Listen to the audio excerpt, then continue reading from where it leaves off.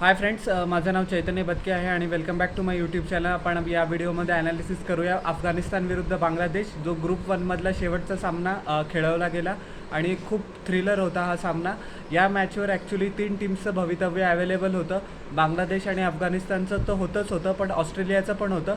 But अफगाणिस्ताननी मिरॅक्युलसली 115 धावा defend केल्या आणि त्यांच्या इतिहासामध्ये पहिल्यांदा ICC इव्हेंटच्या सेमीफायनलमध्ये त्यांनी क्वालिफाय केलं. So first of all huge congratulations to सगळ्या अफगाणिस्तान प्लेयर्सला, अफगाणिस्तान टीमला, सपोर्ट स्टाफला आणि अफगाणिस्तानच्या लोकांना, कारण त्या कंट्रीनी खूप स्ट्रगल पाहिलेला आहे. आणि क्रिकेटच अशी गोष्ट आहे की जी त्यांना फक्त थोडंसं सॅटिस्फॅक्शन देते किंवा थोडंसं हॅपीनेस देते. सो congratulations to him, congratulations to Rashid Khan as well. तो एक लोन वॉरियर आहे जो हमेशा लढला, पण त्याला यावेळेला सगळ्या अफगाणिस्तान टीममेट्सनी विविध मॅचेसमध्ये वेळोवेळी साथ दिली. टॉस काय म्हणतात त्याला, अफगाणिस्तानची पहिले बॅटिंग होती, बट मी थोडंसं क्रिटिसाईज करेल त्यांच्या बॅटिंग अप्रोचला, कारण मला तो काहीही समजला नाही.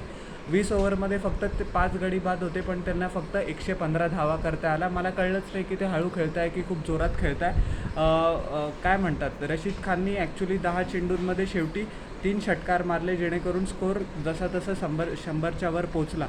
बट समजा जर रशीद खाननी ते 6 नसते मारले तर बांगलादेश ही मॅच जिंकली असती.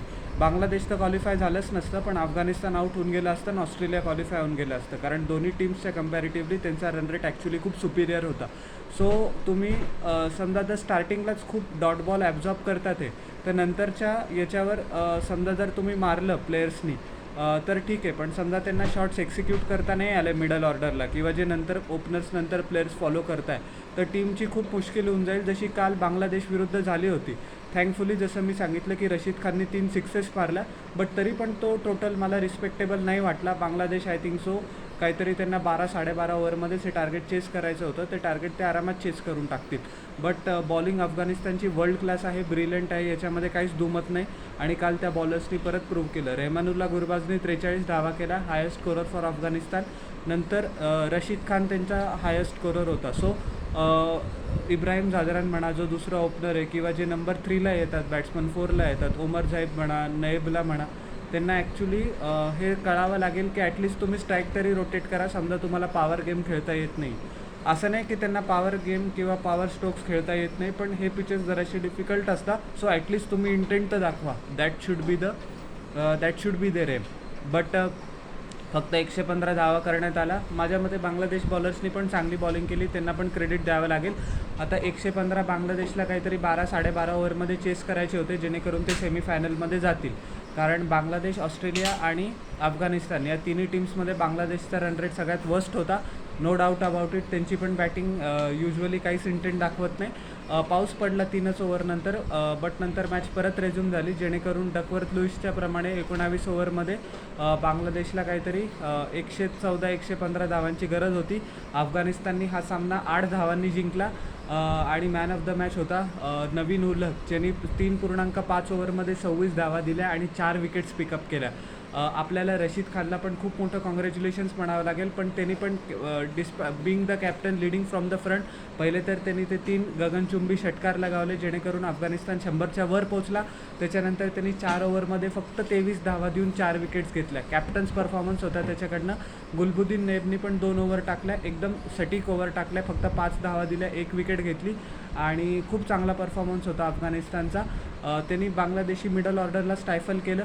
त्यांना थोडीशी मदत मिळाली अफगाणिस्तानला. ॲज युजल बांगलादेशचे निगरगट्टे काहीही इंटेंट दाखवत नाही, ज्याच्यामुळे थोडंसं अजून सुकर होऊन जातं समोरची जी बॉलिंग टीम आहे त्याचे प्लॅन्स. बट जे आहे ते आहे. कमी स्कोअर त्यांनी डिफेंड केला. फक्त लिटन दासनी 49 चेंडूंमध्ये 54 धावांची खेळी केली, बट माझ्या मते ती पण बांगलादेशच्या कॉजसाठी डेट्रिमेंटलच होती. पण आता तो हे म्हणून बांगलादेशमध्ये हिरो बनून जाईल की बाकीचे तर काहीच खेळले नाही, मी 54 धावा केल्या, असं तसं. शाकिब अल हसन कंप्लीट डड होता या टॉर्नामेंटमध्ये. पहिल्याच बॉलला तो नवीन उलगच्या बॉलिंगवर कॉटन बोल्ड झाला. शांटोला पण काहीही कमाल करता आला नाही. मला काही कळत नाही बांगलादेशी सिलेक्टर्सनी त्यालाच का कॅप्टन म्हणून नियुक्त केलं. मेहमदुल्ला रियाद, जो in the past few months खाली 50 ओव्हरमध्ये म्हणा का 20 ओव्हरमध्ये म्हणा युजफुल कॉन्ट्रीब्युशन देत होता, त्याला पण काही जलवा दाखवता आला नाही. आणि रिशाद हुसेननी ॲक्च्युली बॉलिंग करताना 3 विकेट्स घेतल्या बांगलादेशकडनं. तंजीम शाकिबनी पण चांगली गोलंदाजी केली. तस्किन अहमदनी 4 ओव्हरमध्ये खूप इकॉनॉमिकल त्यांचं हे होतं. 4 ओव्हरमध्ये 6पेक्षा कमी रन रेटनी धावा दिल्या, 1 विकेट घेतली. सो बॉलिंग चांगलीच होती. जसं की मी सांगतो बांगलादेशची घाण कायम बॅटिंगमध्येच होते. But anyways congratulations.